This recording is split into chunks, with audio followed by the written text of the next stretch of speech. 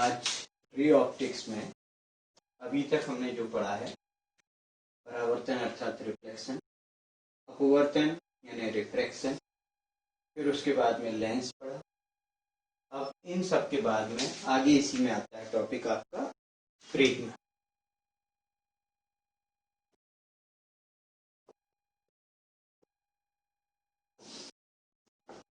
Prism क्या है, इससे संबंधित पहले थोड़ी जानकारी और इसके बाद में इसको आगे बढ़ाते हैं। पहले नंबर, प्रिज्म में इस तरीके से आपको दिखेगा सामने का फेस ट्रायंगल शेप में। जनरली देखा जाए तो ये इस तरीके से होता है, ये बना रेक्टेंगल और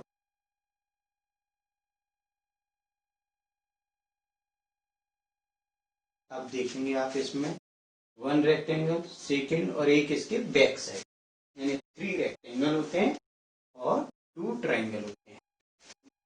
तो जो ट्रायंगल है उसका ये एंगल है वो 60 degree, all angles are 60 degree, तो इक्विलेटरल ट्रायंगल है आपका। ठीक, तो अब इस प्रिज्म में ये पूरा किसका, ग्लास का बना हुआ होगा। तो इससे क्या क्या पढ़ेंगे, इसमें फॉर्मूले और काफी सारी चीजें हैं। तो पहले हम इसमें देखते हैं ये प्रिज्म, जिसको ABC सरफेस के ट्रायंगल ले लिए, सामने रखा हुआ है इसी तरीके से। अब इसके अंदर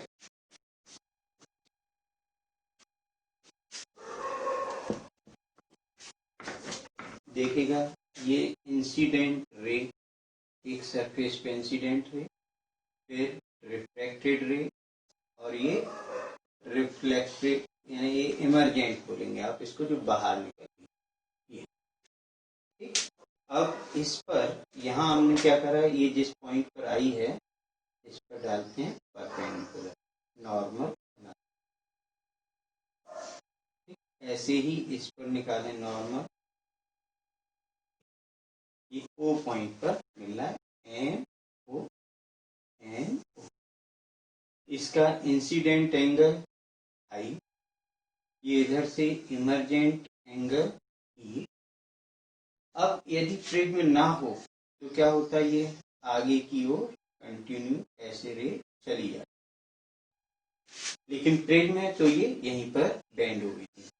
तो अब ये आगे और ये इसको हम बैक साइड पीछे करें, ये जो इमरजेंट रे है, तो ये जो एंगल बनेगा, इस एंगल डेल, इस एंगल को हम बोलेंगे मिनिमम डेविएशन। अब आप देखें यहाँ आई इंसिडेंट एंगल है, ये रिफ्रैक्टेड R1, अब यहाँ से ये R1 R2 क्या हुआ, इंसिडेंट, और ये इमरजेंट I E हो गया। अब इसका नाम आप दे दें P, पॉइंट यहाँ पर Q, ये दे दिया पॉइंट R और ये S। ठीक, अब इसमें हम पहले निकालते हैं रिलेशन कि ये एंगल A और डेल डेविएशन का क्या रिलेशन। तो इसको निकालने के लिए आप यहाँ पर पॉइंट ले रहे हैं T और ये मान लेते हैं U। अब ये एंगल T पर जो एक्सटीरियर एंगल कहलाएगा, बहिष्कोण डेल, तो इनका यानी इसके एंगल और इसके एंगल के सम के बराबर होगा। अतः आप देखिए, तो पहले इसको निकालने के लिए आप देख रहे हैं, लिख देते हैं MQP, ये पूरा angle is equal to TQO। ठीक है, TQO ये क्यों बराबर है, क्योंकि वर्टिकल अपोजिट एंगल है। अब इसका MQP यानी I एंगल है, इधर इसको कैसे लिखोगे, TQO, तो यहाँ से TQR प्लस R, ये पॉइंट R है, RQO, TQR प्लस RQO। ठीक, इस तरीके से। तो अब यहाँ पर I TQR अपन को निकालना है, तो TQR ये प्लस RQO, इसकी वैल्यू कितनी है R1, तो I माइनस R1 बराबर कितना हो गया, TQR, बस ये। अब हम डायरेक्ट यहाँ देखेंगे डेल निकालना है, तो डेल के लिए डेल इज इक्वल टू, ठीक, P Q R plus P R Q, ठीक। तो del is equal to P Q R, जैसे हमने ये निकाला कितना हुआ आई माइनस आर वन, ऐसे ही पी आर क्यू यानी ये एंगल जो निकलेगा E minus R two, E minus R two, same इसी तरीके से जैसे निकाला वही फॉर्म के द्वारा उसमें। तो अब इसको del is equal to I plus E एक साथ minus R one plus R two, equation number 1। अब इसके बाद आप ट्राइंगल देखिएगा यहाँ पर Q O R, Q O R, इसमें देखें तो क्या आएगा R one plus R two plus R one plus R two plus angle Q O R, Q O R is equal to 180 degree, ठीक।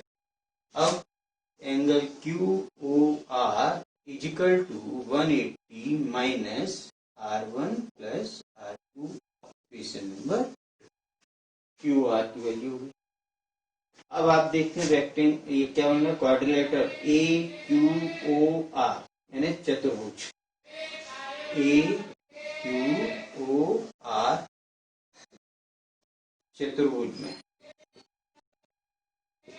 कितना एंगल होता है, चारों कोणों का योग 360। तो देखें कैसे लिखेंगे, angle A plus A Q O plus Q O R plus Q O R A, angle O R A is equal to 360 degree.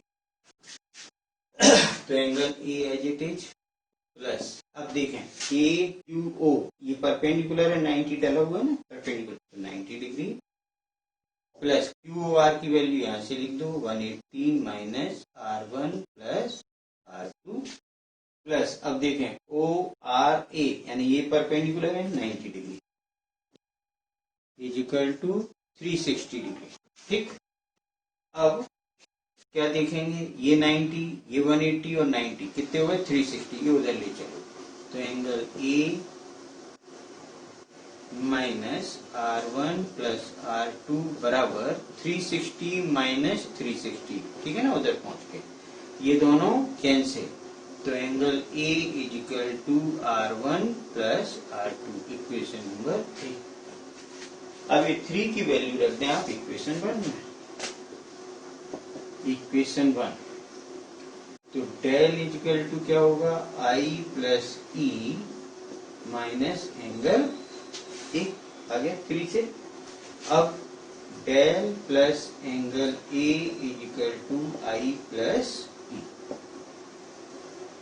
ये आ गया, किसका रिलेशन आ गया, डेविएशन जो न्यूनतम विचलन था और प्रिज्म का कोण ए, क्या करता है, सिद्ध करता है कि ए एंगल और ए डेविएशन दोनों का सम करें तो इंसिडेंट और इमर्जेंट यानी आपतित किरण पर जो कोण बना निर्गत किरण पर बनने वाले कोण की योग के बराबर। तो एक चीज तो ये आपको याद रखना है, कभी भी कॉम्पिटिटिव में आती है, तो इसका दोनों का सम इन दोनों के सम के बराबर। अब इसी में आगे देखें कि ये जो डेल आ रहा है इसको हम बोलते हैं मिनिमम डेविएशन यानी न्यूनतम विचलन कोण। तो जो न्यूनतम विचलन कंडीशन है ये वो कंडीशन कहलाती है कि जब हम प्रिज्म को प्रिंट टेबल पर रख के और जो टेलीस्कोप के साथ में उसमें जो आप प्रैक्टिकल करेंगे तो सामने रख के उसको घुमाते जाते हैं, तो इसमें जैसी प्रिंट पर लाइट पड़ेगी एक सिंगल स्लिट सामने से, तो उसमें 7 कलर्स दिखते हैं और इधर जिस आई पीस से आप देखते जा रहे हैं उसको इतना घुमाते जाए कि वो एक बार कलर गायब हो जाएंगे। फिर अगेन जैसे ही आप और मूव करेंगे थोड़ी दूर चलने पर फिर वो कलर दिखने लगे, जब दिखने लगे उस कंडीशन को हम बोलते हैं न्यूनतम विचलन स्थिति या मिनिमम डेविएशन पोजीशन। तो अब ये कंडीशन क्या क्या होती हैं, उनकी 3 शर्तें हैं न्यूनतम विचलन पोजीशन की शर्त। नंबर 1 के आई और ई बराबर हो, तो देखो आई और ई बराबर हो तो यानी आपतित किरण पर कोण और निर्गत किरण पर बनने वाला कोण, यानी इंसिडेंट एंगल और इमर्जेंट एंगल बराबर। तो इसी से निकाल लें del is equal to I plus E minus angle A है। अब हम इस वैल्यू को ऐसे लिख सकते हैं under root I minus under root E का स्क्वायर रूट का plus 2 under root I under root E minus angle A. अब देखिए कैसा हो गया, इसका स्क्वायर खोलें तो आई का रूट का स्क्वायर आई, ई का स्क्वायर ई, रूट से रूट कैंसिल हो गए, माइनस 2 आई ई जो इससे कैंसिल हो जाए। तो हम इस वैल्यू को ऐसा लिख सकते हैं। अब मिनिमम चाहिए, मिनिमम डेविएशन में यानी क्या कंडीशन होगी कि under root I minus under root E कैसा हो, इक्वलेंट टू 0। तो आप क्या करेंगे, under root I equal to under root of E, so therefore I is equal to E. तो फर्स्ट कंडीशन प्रूफ हो गई। क्या प्रूफ हो गई, आई इज इक्वल टू ई, यानी ये और ये आपतित किरण जितने कोण पर जा रही है और वो निर्गत किरण दोनों के ये दोनों एंगल कैसे हैं। अब देखते हैं सेकंड कंडीशन कि ये वाला एंगल है इधर और ये यानी अपवर्तक पृष्ठ, एक तो ये अपवर्तक पृष्ठ और एक अपवर्तक पृष्ठ, इन पे जो आपतित किरण निर्गत किरण समान कोण पर झुकी होती है, ये निकालना। आप निकालेंगे पी क्यू बी और एस आर सी, ये दोनों एंगल बराबर। तो कैसे निकलेंगे चेक कर लेते हैं। देखिए पहले ये क्या है, परपेंडिकुलर, यानी बी क्यू एम, क्लियर दिख रहा है आपको, angle B Q M equal to कितना डिग्री, एंगल 90, परपेंडिकुलर है, कंप्लीट ये वाला एंगल। अब इसको आप ऐसे लिख सकते हो B Q B plus B Q B plus angle ये आई इक्वल टू 90। तो B Q B is equal to 90 minus I. अब क्या हुआ, ये 90 माइनस आई इक्वेशन 1 बना। अब सेकेंड इधर से ले लो जरा, सी आर एन, ये कंप्लीट परपेंडिकुलर है, C R N is equal to 90 degree. अब C R S plus E, C R S plus angle E is equal to 90 कह सकते हैं, दोनों का सम। तो अब क्या लिखें, C R S is equal to 90 minus E equation number 2, clear, इधर ट्रांसफर कर दिया।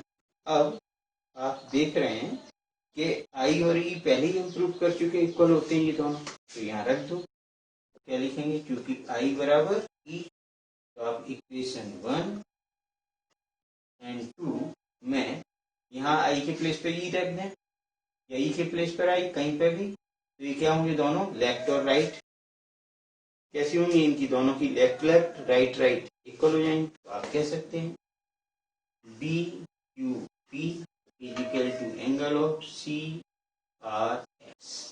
ये देखिए B Q P C R S, यानी ये एंगल भी इक्वल। जब ये इक्वल है, ये इक्वल है, ये भी इक्वल है, ये भी इक्वल है। अब दो कंडीशन निकल गई, न्यूनतम विचलन कंडीशन।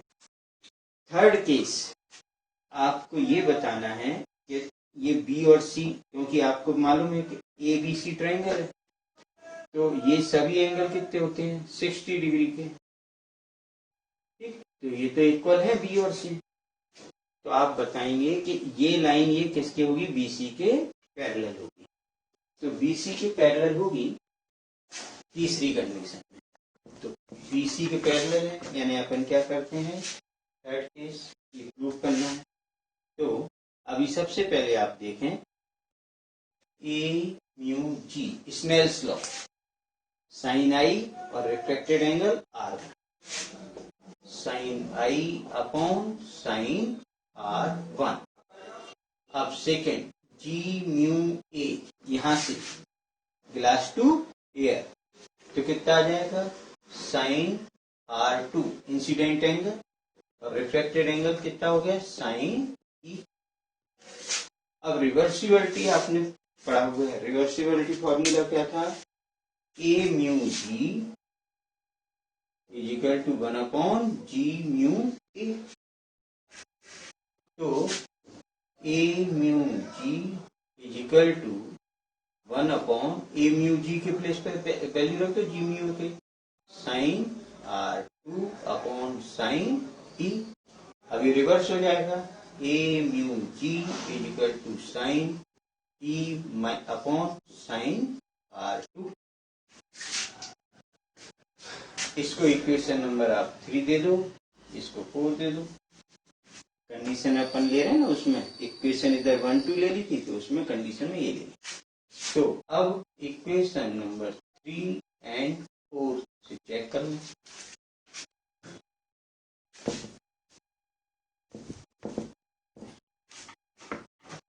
क्या निकलेगा, ये और ये इक्वल कर रहे हैं, तो sine I upon sine R1 is equal to sine E upon sine R2। अब आप पहले ही निकाल चुके हैं, I और E कैसा है, इक्वल है, I is equal to E, तो sine I upon sine R1 is equal to sine I upon sine R2। ये दोनों cancel, means sine R1 is equal to sin R2, therefore R1 is equal to R2। ये क्या बताता है, ये वाले जो रिफ्रैक्टेड एंगल थे दोनों कैसे हैं, इक्वल हो गए।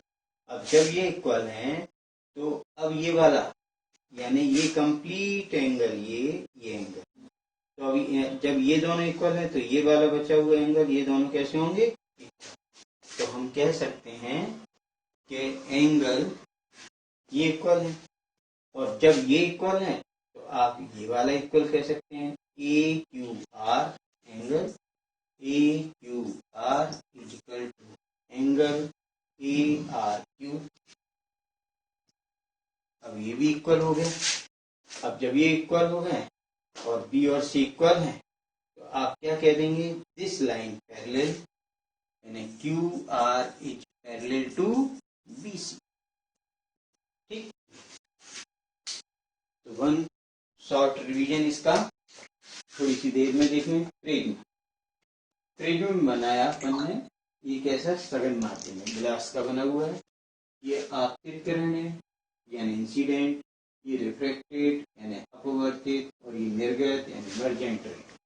अब इनका एंगल ये और ये हमने पहले प्रूव कर लिया, न्यूनतम विचलन कंडीशन में आई बराबर ई। सेकेंड हमने निकाल लिया क्या, कि ये वाले और ये एंगल जब ये दोनों इक्वल है और ये नीचे सेम यानी अपवर्त पृष्ठ पर समान कोण पर झुके होंगे। तीसरा हमने निकाला कि ये जो लाइन क्यू आर है this is parallel to B C. तो ये आज इसमें प्रिज्म में हमने ये बेसिक इसमें इतना निकाला, और सबसे शुरू में हमने ये भी निकाला था कि एंगल ए और डेल यानी जो प्रिज्म का कोण है, न्यूनतम विचलन कोण है, दोनों का सम आपतित किरण का कोण और निर्गत किरण के जो कोण है दोनों बराबर। ठीक, अब नेक्स्ट क्लास में इसका वेरी आईएमपी डेरिवेशन प्रिज्म का वो सॉल्व करेंगे।